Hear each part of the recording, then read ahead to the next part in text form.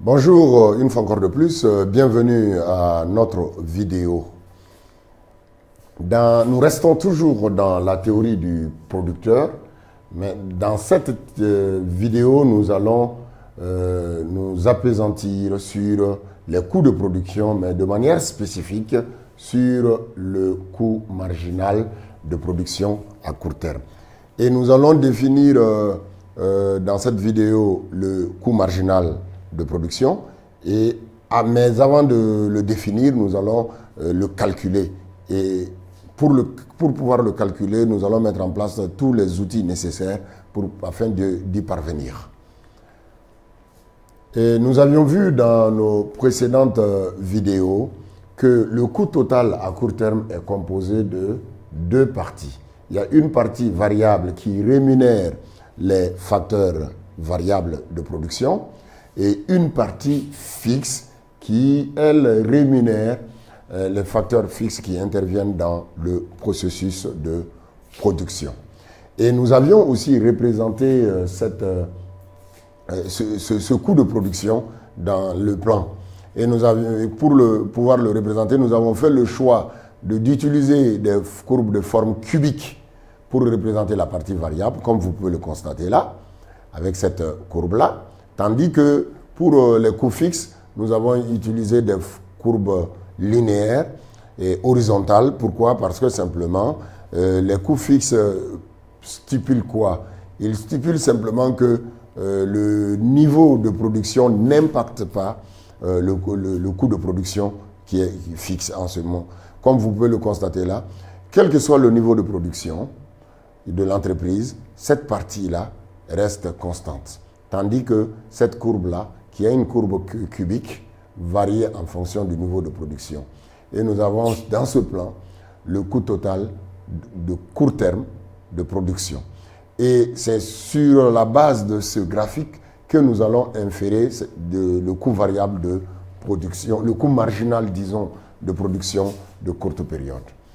Et pour pouvoir inférer ce coût marginal, nous allons partir d'abord nous allons inférer le coût variable marginal, puis nous allons inférer le coût marginal fixe. Et après, nous allons faire la somme des deux pour pouvoir déterminer le coût marginal de production à court terme. Nous avons dans ce plan le coût variable de production et nous avions dit précédemment que ce coût variable a une forme cubique. Et sur cette courbe, nous allons placer les différents niveaux de production, hypothétiques bien sûr, que la firme décide de produire. Par exemple, pour le niveau Q0, la firme va produire ce niveau Q0. Pour pouvoir produire ce niveau Q0, elle va supporter le niveau de coût variable CV0.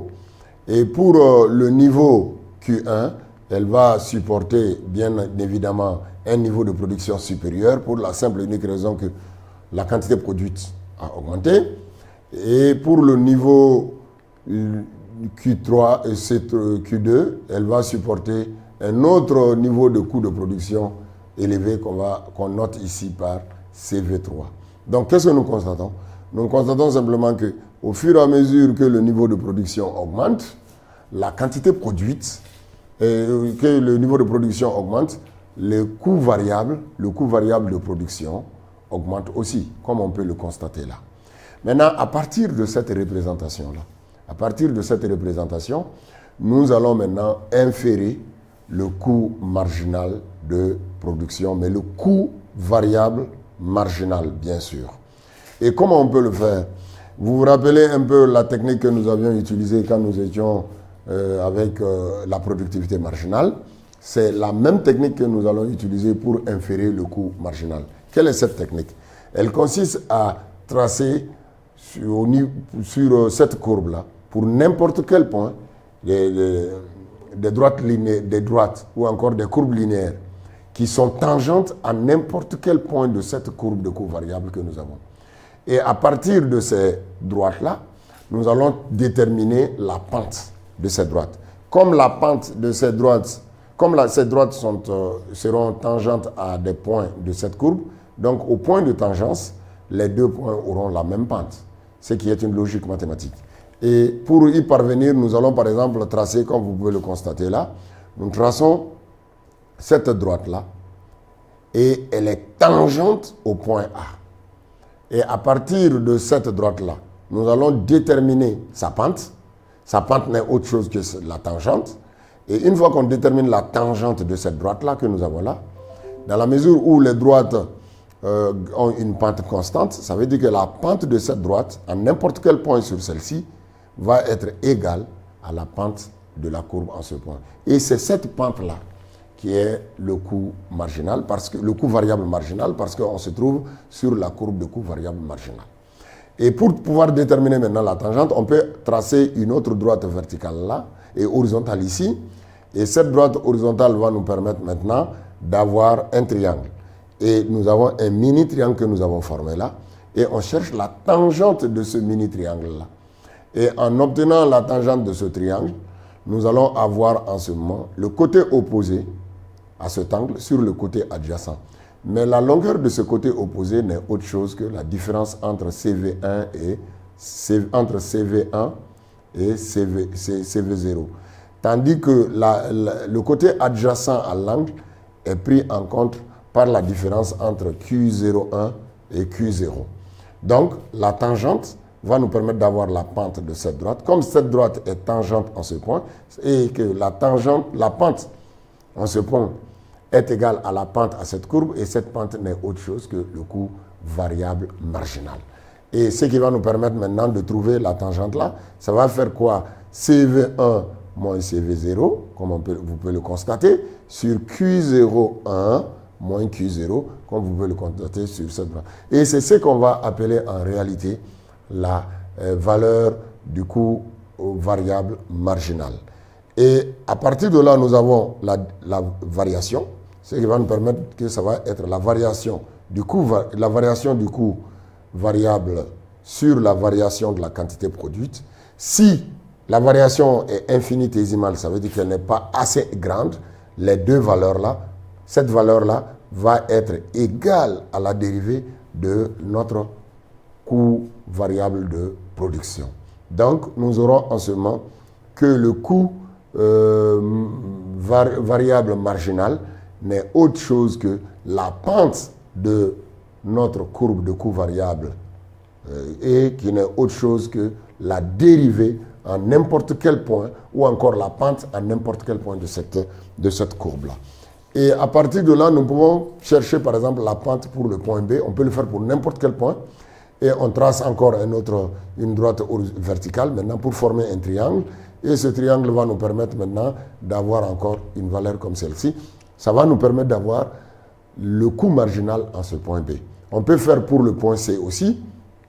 Et en quoi faisant? En traçant encore une droite qui va être tangente à notre courbe de coût variable au point C. Et on va former un nouveau triangle. Et ce triangle va nous permettre de déterminer la pente de cette droite. Comme elle est tangente à la courbe en ce point, ça veut dire que les deux pentes sont égales. Et ce sont ces valeurs de pente que nous appelons en réalité la valeur du coût variable moyen, parce que simplement on se trouve sur la courbe de coût variable. Et à partir de là, nous pouvons dire quoi? Que le coût marginal est obtenu en déterminant la variation du coût variable sur la variation de la quantité produite, ou en d'autres termes, en dérivant l'expression du coût variable en fonction de la quantité produite. Et ce qui va nous permettre maintenant de passer maintenant au coût marginal fixe.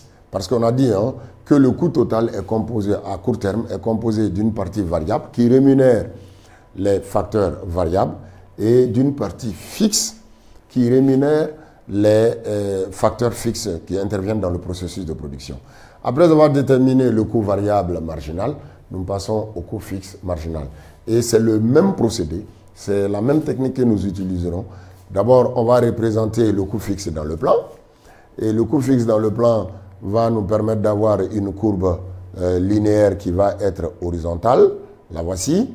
Et cette courbe-là, quel que soit le niveau de production, elle restera à la même position parce que simplement, le coût fixe est indépendant du niveau de production. Et nous pouvons maintenant placer, si par exemple l'entreprise veut produire la quantité Q1, et elle va supporter ce coût fixe CF. Si elle veut produire la quantité Q2, elle va supporter ce coût fixe CF. Si elle veut produire une autre quantité plus importante, Q3, que nous avons ici, elle va toujours supporter le même coût. Et donc, cela va nous permettre maintenant, à partir de cette représentation graphique, d'inférer notre coût marginal. Et coût marginal fixe, bien sûr, ou coût fixe marginal. Et en quoi faisant?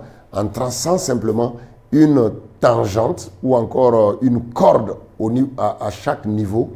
Donc, en traçant la corde ici, vous conviendrez avec moi que la corde est confondue avec la courbe de coût fixe. Ça veut dire que si je trace une tangente en ce point, elle va être confondue avec cette courbe-là. Donc, ce qui va nous permettre de dire quoi? Qu'en ce moment, nous avons des angles, des triangles qui nous permettent en ce moment de calculer une pente qui est égale à quoi? Parce que simplement, nous pouvons chercher à partir de cette droite-là, car à partir de cette droite-là, dans la mesure où la corde est confondue avec celle-ci, la tangente va être égale à combien? La tangente va être égale à 0. Parce que simplement, la variation va être quoi? Ça va faire CF moins CF sur Q1 moins 0. Ce qui va nous donner cette expression-là que nous avons là.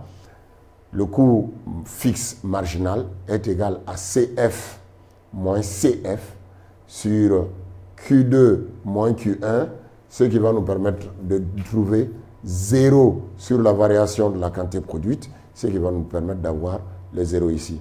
Donc, en un mot, quand la variable est constante, sa dérivée est égale à 0. C'est ce que nous avons voulu démontrer. Donc, le coût fixe marginal est égal à 0.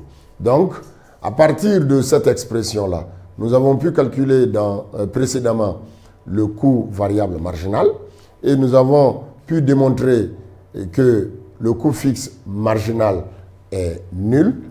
Alors, le coût total va donner quoi? Va être la somme, le coût marginal total ou le coût total marginal à court terme va être égal à la somme des deux coûts.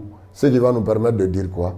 Que le coût marginal est égal simplement à la variation du coût variable sur la variation de la quantité produite, ou en d'autres termes, la dérivée du coût variable par rapport à la quantité produite. Et à partir de ce point, nous pouvons maintenant définir le coût marginal. Le coût marginal, nous avions dit, n'est autre chose que la pente locale ou encore la pente point sur n'importe quel niveau de notre courbe de coût variable. Parce que le coût fixe, sa pente point est égale à 0. Donc cela va nous permettre de dire quoi? Que le coût marginal, par définition, n'est autre chose que le coût qui rémunère, le coût qui est généré, si vous voulez, le coût qui génère la production d'une unité supplémentaire au niveau du coût total de production. À ne pas confondre avec le coût total moyen. Le coût marginal, par définition, est le coût que génère la production d'une unité supplémentaire au coût total. En d'autres termes, si on veut produire de Q à Q plus 1, l'augmentation d'une unité de la production va faire augmenter le coût total d'une certaine quantité. C'est cette valeur-là, d'un certain montant. C'est l'ajout au coût total qui est généré par la production d'une unité supplémentaire qu'on appelle le coût marginal. Et il ne faut pas le confondre avec le coût total moyen, qui n'est autre chose que le coût unitaire ou encore le coût par unité produite. Alors que le coût marginal, c'est le coût qui est généré par la production d'une unité supplémentaire au coût total. Qu'est-ce que la production d'une unité supplémentaire ajoute en termes de montant, en termes de dépenses au coût total déjà disponible? C'est ce montant-là, ce différentiel-là, ce gap-là qu'on appelle le coût marginal. En d'autres termes, le coût marginal, par définition, c'est le coût qui est généré, le coût supplémentaire qui est généré par la production d'une unité supplémentaire au niveau du coût total de production. C'est sur ces termes que nous mettons un point final à cette vidéo. On se donne rendez-vous pour une nouvelle vidéo. D'ici là, portez-vous bien.